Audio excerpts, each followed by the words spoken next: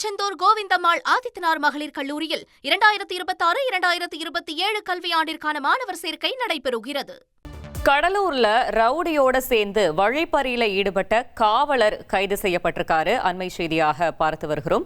விருதாச்சலம் காவல் நிலைய காவலர் ரஞ்சித் கைது செய்யப்பட்டிருக்காரு.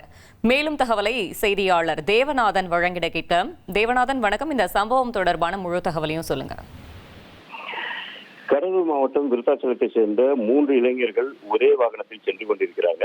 இவங்க விருத்தாச்சலம் பெரியார் நகர் பகுதியில் அவங்க செல்லும் போது அந்த வாகனத்தை வழிமறித்த விருத்தாச்சலம் நகர காவல் நிலைய காவலர் ரஞ்சித் மற்றும் சரித்திர பதிவேடு குற்றவாளியான சுபாஷ் என்பவரும் இணைந்து மது போதையில அந்த இளைஞர்களை மறித்து அவர்கள்ட்ட பணம் கேட்டிருக்காங்க. அவங்க பணம் இல்லை அப்படின்னு சொன்ன உடனே கஞ்சா பயன்படுத்துவதாக குற்றம் சாட்டி உங்களை கைது செய்வோம் அப்படின்னு சொல்லியிருக்கிறாங்க. அதற்கு அந்த இளைஞர்கள் தங்களிடம் ஒன்றும் இல்லை என்று சொல்லி அவங்க புறப்பட முற்பட்ட போது 3 பேரையும் தாக்கி அவர்களது செல்போனை இவங்க பறிச்சிருக்கிறாங்க. இந்த தகவல் போலீசார்ட்ட போது போலீசார் விசாரித்த போது அச்சீருடையில் இல்லாமல் ரஞ்சித் இது போன்ற ஒரு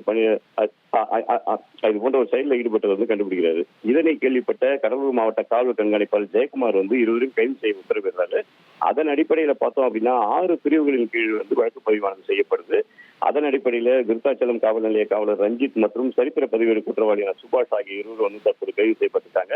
ரவுடியுடன் சேர்ந்து வழிபறியில் ஈடுபட்ட காவலர் கைது பெற்ற சம்பவம் இங்கு பெரும் பரபரப்பு ஏற்பட்டிருக்கிற நிலையில அந்த காவலரை சஸ்பெண்ட் செய்வதற்கான நடவடிக்கையிலும் தற்போது போலீசார் ஈடுபட்டிருக்காங்க.